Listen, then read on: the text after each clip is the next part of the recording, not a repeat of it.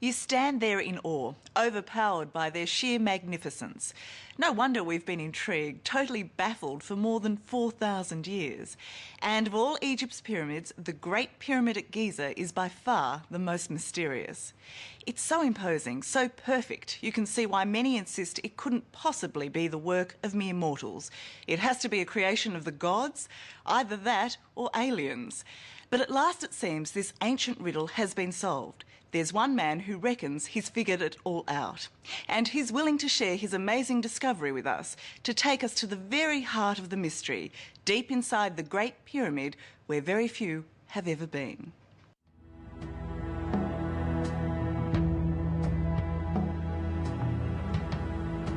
It doesn't matter how many times you see the Great Pyramid, it's always astounding. Its size, its symmetry, and most impressively, that it's been here for 4,500 years.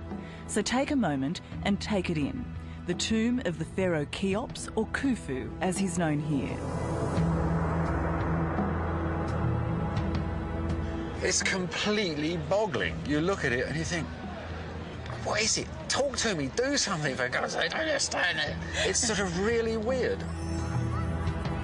British archaeologist John Romer first saw the Great Pyramid 40 years ago. Ever since, like so many others, he's been trying to figure out how it was built. You know, there's an old Arab saying, man fears time, but time fears the pyramids. It's the oldest thing in the world, and it just stands there. They're impressive today, but imagine the pyramids in ancient times, completely white, shimmering in the desert. Visitors to this land must have just looked and wondered, and they probably asked the same question we ask today. How did they do it?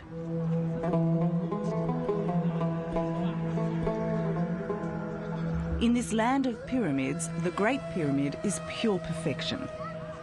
It's not just a huge pile of rocks neatly placed on top of each other.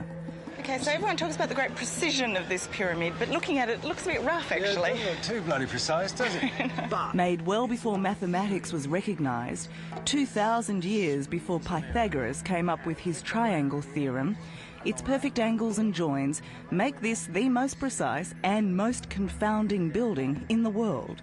You just need to know where to look. So you get this angle, where this meets this, and you get the angle of the pyramid. Yes, exactly. Is that right? That's right. Now, this angle has to be so precise, because if you're a wee fraction of a degree out where it takes off from the bottom, you're going to be yards out up in the air up there. What is mind-boggling about the Great Pyramid is that it's a really complex building designed with some very simple tools, the naked eye and a piece of string. For much of it, they used a plumb bob, a string with a weight on the end, and they lined it up to the stars to create one of the most accurate buildings of all time. 45 centuries later, it is still more precise than many modern skyscrapers. Obviously, the precision was no accident, but how the ancient builders got it so right without modern equipment, no one's worked out until now. So what are we looking at here? Well, this is one of the 4 survey points. They're absolutely key to understanding how this pyramid was made. People have been tripping over these survey marks for centuries, but extraordinarily, John Romer is the first to see their significance, to crack one of the pyramid's startling secrets. That's the third one. That's the third in the line. Yep. This one here is really exciting. He's discovered a one-to-one plan of the pyramid mapped out on the Giza Plateau, right next to the Great Pyramid. The plan of the pyramid is the pyramid itself, because if you really want to keep something that accurate, the way to do is to make your plan at the same size as the finished thing. By measuring out the life-size plan with string, the Egyptians were able to get their ancient calculations, cubits, perfect. Now, this is the clincher, and whatever anybody says about what I'm telling you here, and they say, oh, that's all rubbish, they never did this, but what nobody's ever going to be getting away from is if you measure 40 cubits from that point out there, you get exactly the angle of the pyramid. Not vaguely, not nearly, but 51 degrees, 50 minutes. So what does that tell you? What are we standing on here? We are standing on a sort of design lab. This is where they controlled the architecture of the pyramid. But John's discovery doesn't stop there. He believes he's found yet another plan, one for the inside of the pyramid, similar to the exterior but slightly offset. The difference between the two grids giving the pyramid its magical angles. Why haven't these two plans been discovered before now? People were looking for a single design. And what I found was there was no single design, there were two. You know, two designs just slightly disjuncted one from the other, rather like a double helix. And that, I think, put earlier people off, because what they imagined was there must be a single plan. It's called Mahmoud's Hole. You go in, and the stonework is just as well laid in here as it is outside. It's here, inside the Great Pyramid, where the accuracy counts, in its steep, confined corridors. This is the world's most accurate rock-cut tunnel. These tunnels are so narrow because they weren't built for access, but as control lines for the builders. This is where the roots of the pyramid, this is where it all began. We're now entering the biggest space in the pyramid, the Grand Gallery. Look at that, huh? The Grand Gallery. And it is grand, isn't it? And the majesty of its polished walls and vaulted ceiling takes your breath away. When we get to this, which is the masterpiece of the whole bloody pyramid, this is... At the top of the Grand Gallery is the Great Step, a big piece of stone smack bang in the middle of the pyramid. And to the ancient Egyptians, partway through their construction, proof the pyramid was on track. It's the refoundation of the pyramid. You know, this is the centre line. We're setting it up again. So the head of the pyramid, the point of the pyramid, was exactly there. That line up, exactly where my point of my finger, 300 feet up there.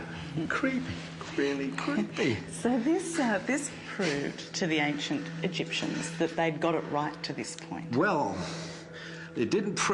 They sort of thought they had, because they're nowhere checking. No, that's right. So, but they get to this point, and they're dead on. We can't find anything wrong with them at all.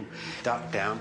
One more short, cramped journey, and we're in the heart of the pyramid, in King Khufu's burial chamber. So here we are. It's the burial chamber of the king. The climax of the pyramid.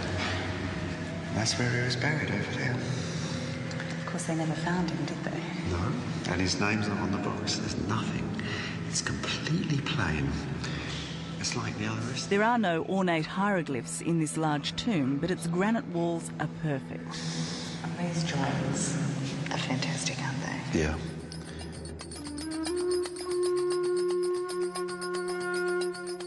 When King Khufu died, his burial chamber was filled with luxuries from home, gold inlaid furniture and well-crafted jewellery. 4,500 years ago, it was a beautiful and sophisticated time. The only surviving statue of King Khufu, the bloke who built one of the 7 wonders of the world, is here at the Cairo Museum, and it's tiny. Why is this the only thing that remains of Khufu? It's just chance. All of ancient Egypt, what's left is just chance. You get one king, you get 100 statues, you get the guy who makes the Great Pyramid, you end up with this. You like this little statue, obviously. Well, he's a friend of mine. Lovely little bloke looking out into eternity. Look at him. Back in the pyramid, this is where the adventure gets even more exciting. You're right up there. It's a bit steep. Yeah, I'm fine. Sort of, yeah. Up a steep, unstable ladder into a tiny, claustrophobic corridor. You all right, my dear? Yes. There you are. Oh, I thought tomb raiding was meant to be fun. Yeah, well... We're exploring the small spaces above the king's burial chamber. No one's allowed up here, and this is one of the reasons why. I'm stuck. What makes this crazy journey worth it is that it's here, in these hot and airless chambers, that you get to see the marks of the pyramid makers.